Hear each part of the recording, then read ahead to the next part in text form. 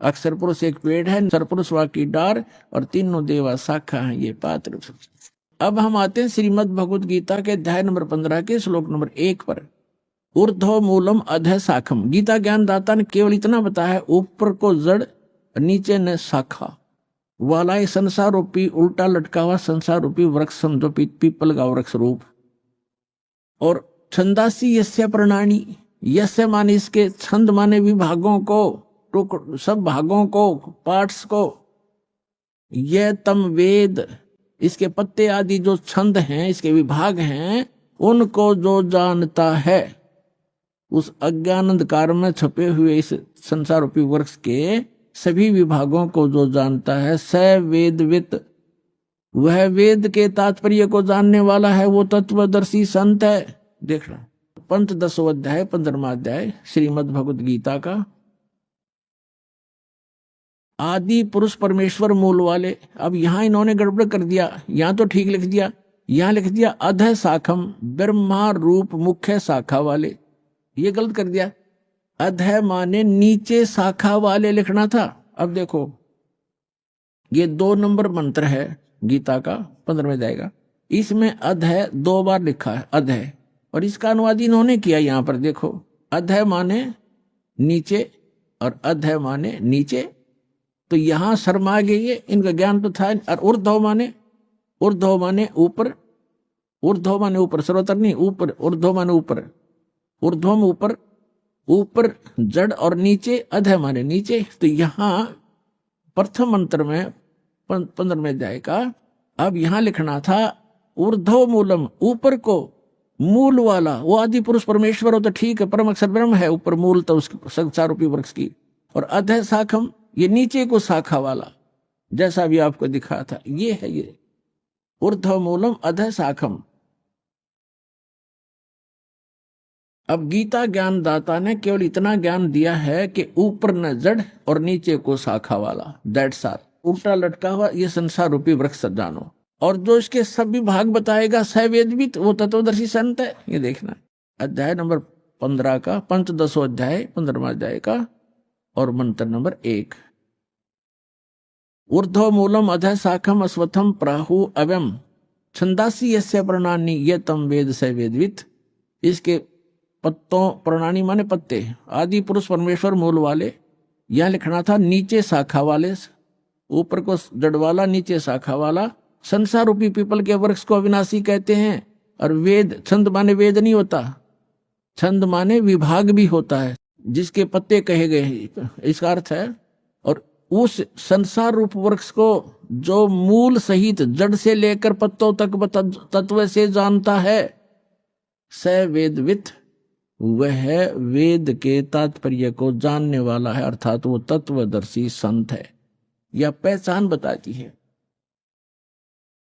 अब परमात्मा ने स्वयं आकर बताया है कि अक्षर पुरुष एक पेड़ है, सरपुरुष वा की डार और तीनों देवा शाखा ये पात्र संसार।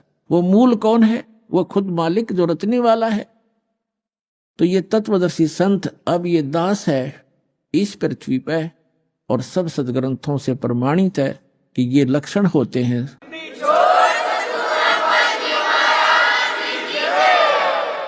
अब इसमें क्या बताया है 15वें अध्याय के तीसरे चौथे में स्पष्ट कर दिया है कि जिस समय वो तत्वदर्शी संत मिल जाए और वो तत्व ज्ञान बतावेगा, उस तत्व ज्ञान रूपी शस्त्र के द्वारा इस अज्ञान रूप उलझी हुई गुत्थी को काट कर, अर्थात अच्छी तरह समझ कर, उसके पश्चात परमेश्वर के उस परम पद की खोज करनी चाहिए, जहां जाने के बाद साधक फिर लौटकर कभी संसार में नहीं आते।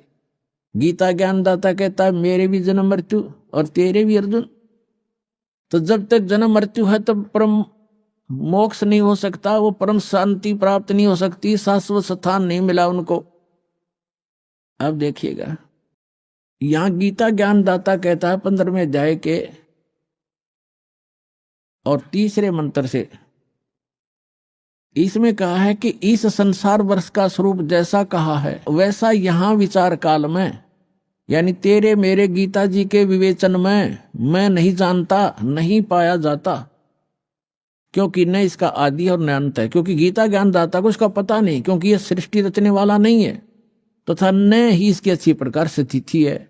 इसलिए इस सुविरूढ़ मूलम, अति दृढ़ मूल वाले, ये गलत है, अति दृढ़ मूल वाले यानी ऊपर का जो लोक है जहां परमात्मा रहता है, वो जहां से सबका धारण पोषण करता है, जो मूल है सबका, वो लोक दृढ़ है, वो अविनाशी स्थान है। सतलोक, अलखलोक, अगम लोक और अकय लोक, जिसको अनामी लोक भी कहती, वो तो सुदृढ़ मूल है।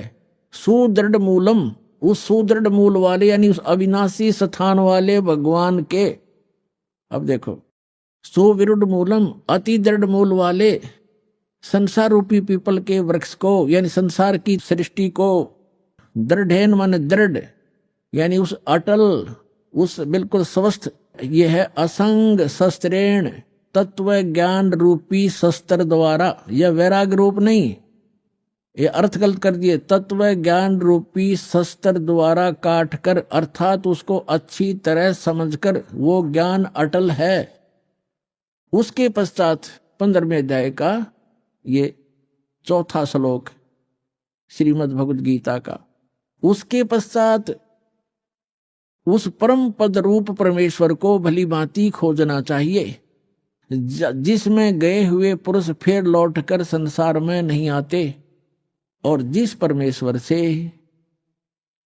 पुरातन संसार वृक्ष की प्रवृत्ति विस्तार को प्राप्त हुई है, अर्थात जिसने सब संसार रूपी वृक्ष की रचना की है, सब ब्रह्मांडों की रचना की है, उसी आदि पुरुष नारायण की मैं शरण हूं। ऐसा इस प्रकार दृढ़ निश्चय करके उस परमेश्वर का मनन और निधिध्यासन करना चाहिए। इससे सिद्ध हो गया कि गीता ज्ञान दाता भी अपने से अन्य किसी परम शक्ति और ऑल कंट्रोलर, सबके उत्पादक सर्वोत्पादक परमात्मा की भक्ति करने को ही कह रहा है, अपनी भी नहीं कह रहा। पुण्यात्माओं, एक पंक्ति को आपके हृदय में जचाने के लिए कि 88 नहीं गए और 2400 पर चोखे, 3300 पर तलब है, कोई बकरा कोई भूखे। क्या बताया है कि 88,000 ऋषि भी वहां नहीं पहुंचे। कहाँ? गीता अध्याय नंबर 18 के श्लोक नंबर 62 में कहा कि अर्जुन, तू सर्वभाव से उस परमेश्वर की शरण में जा। उस परमेश्वर की कृपा से ही तू परम शांति को और सनातन शाश्वतम स्थानम, उस अमर लोक को प्राप्त होगा, सत्यलोक को प्राप्त होगा। सत्य माने शाश्वत, सदा रहने वाला। तो शाश्वत स्थान पर जाने के लिए तत्वदर्शी संत की आवश्यकता है। तो उसके लिए कहा है, गुरु बिन काहू न पाया ज्ञान, जो थोथा बुछड़े मूड किसाना, गुरु बिन वेद पढ़े जो प्राणी, समझन सार रहे अज्ञानी। अब आज के सत्संग में यही निर्णय किया जा रहा है कि जिन महापुरुष ऋषि महर्षियों को हम बड़े विद्वान और परमात्मा प्राप्त समझा करते थे, इन विष्णु और शंकर भगवान को समर शक्ति बताते रहे और दुर्गा की भक्ति की साधना बताते रहे, और वही भगवान ब्रह्मा और विष्णु और शंकर और देवी को कितना ज्ञान है ये आपके रूबरू हुआ। तो ये मोक्ष कैसे प्राप्त कर सकते हैं?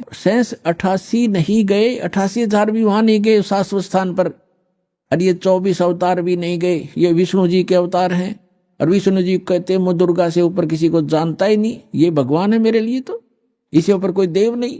और दुर्गा कह रही है कि ब्रह्म की साधना करो और सब मेरी भी पूजाएं छोड़ दो, उसका ओम नाम है, वो ब्रह्म लोक में रहता है, वहां चले जाओगे तुम्हारा कल्याण हो।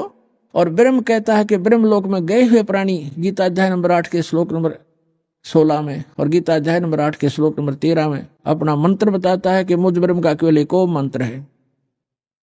इससे वो परम गति होगी जो ब्रह्म लोक प्राप्ति होगी, वो भी अंतिम सांस तक साधना करने वाले की। और ब्रह्म लोक में गए हुए प्राणी भी जन्म मृत्यु में आते हैं। अब वो खुद कहता है कि उस परमेश्वर की शरण में जा, जिसकी कृपा से तू परम शांति को और सनातन परम धाम को प्राप्त होगा। और जहां 15वें अध्याय के 4थे श्लोक में स्पष्ट कर दिया है कि जहां जाने के बाद साधक फिर लौटकर कभी संसार में नहीं आते। और गीता ज्ञानदाता कहता कि मैं भी जन्म मृत्यु हूं और तेरी भी जन्म मृत्यु। तो पुण्यात्माओं, इस एक कंसेप्ट को क्लियर करने के लिए कि सूक्ष्म वेद में जो लिखा है वो सारा सत्य है, लेकिन हमने असत्य ग्रहण कर रखा था, इसलिए हमारे सत्य हमें अच्छा नहीं लगा, सुहाया नहीं। उस सत्य को सत्य ग्रहण कराने के लिए आपके हृदय में इसको स्थान बनाने के लिए ये इतना सत्संग करना पड़ रहा है। अब क्या निष्कर्ष निकला?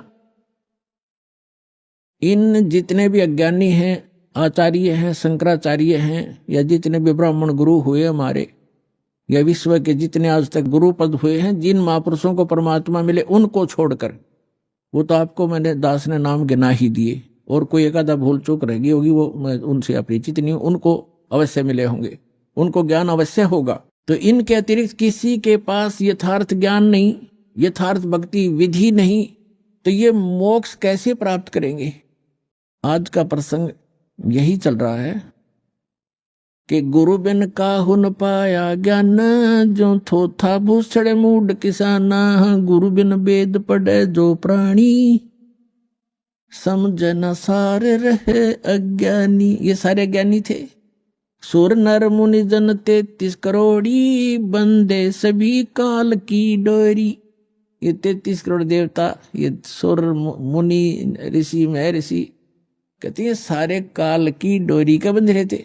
और ये जितने भी आज तक आचार्य शंकराचार्य हमारे हुए हैं धर्मगुरु, इनसे पूछिएगा कि गीता अध्याय नंबर 18 के श्लोक नंबर 62 में गीता ज्ञानदाता अपने से अन्य किस परमेश्वर की शरण में जाने को कह रहा? तो ये क्या हमें मीठी गोली दिया करते थे? ये सब कुछ अपने बारे में कह रहे, इनमें अकल है कोई? और आज तक ये हमें मूर्ख बना रहे थे।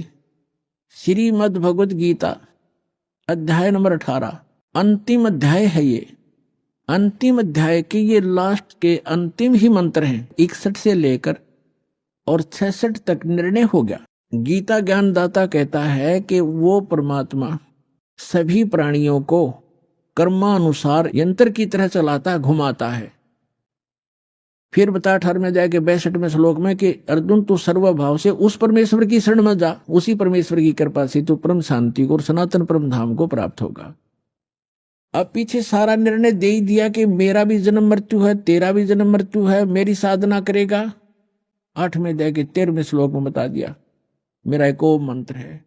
8वें अध्याय के प्रथम मंत्र में अर्जुन ने पूछा कि हे भगवान, आपने 7वें अध्याय के 29वें श्लोक में ये कहा है कि मेरे आश्रित होकर, आश्रित का अर्थ है कि गीता ज्ञानदाता कहता है कि तत्वदर्शी संत की खोज जो कर लेता है मेरे निर्देशानुसार, चौथे अध्याय के 32 और 34 में बताया, इस ज्ञान को आश्रय कर लेता है, वो जरा और मरण, जरा माने वृद्धावस्था, मरण माने मृत्यु, वृद्धावस्था के दुख और मृत्यु के दुख से जो छूटने का प्रयत्न करते हैं वे उस तत्ब्रह्म को जान चुके हैं और सारे आत्म ज्ञान से परिचित हैं और सभी कर्मों से वो परिचित हैं। वही व्यक्ति, वही साधक जरा माने वृद्धावस्था के दुख से, बुढ़ापे के दुख से और मृत्यु के दुख से छूटने का प्रयत्न करते। तो अर्जुन ने पूछा गीता ज्ञानदाता से 8वें अध्याय के प्रथम मंत्र में कि किम तत्ब्रह्म, वो तत्ब्रह्म क्या है ऐसा जिसको जानने के बाद फिर यहाँ संसार की कोई वस्तु की डिमांड नहीं करता या किसी वस्तु की चाह नहीं रहती, केवल जरा और मरण से ही छूटने का प्रयत्न करते हैं। किम तत्ब्रह्म 8वें अध्याय के 3रे श्लोक में उत्तर दिया गीता ज्ञानदाता ने कि वो परम अक्षर ब्रह्म है, गीता ज्ञानदाता से अन्य है। गीता अध्याय नंबर 15 के श्लोक नंबर 16 और 17 में 3 पुरुष हैं। एक सरपुरुष ये ब्रह्म है, अक्षर पुरुष ये परब्रह्म है, जो संसार रूपी वृक्ष का तना है वो अक्षर पुरुष, जिसको परब्रह्म भी कहते हैं। ब्रह्म से नेक्स्ट ब्रह्म, पर माने दूसरा, और सरपुरुष ये ब्रह्म है। इनकी कितनी प्रभुता है यह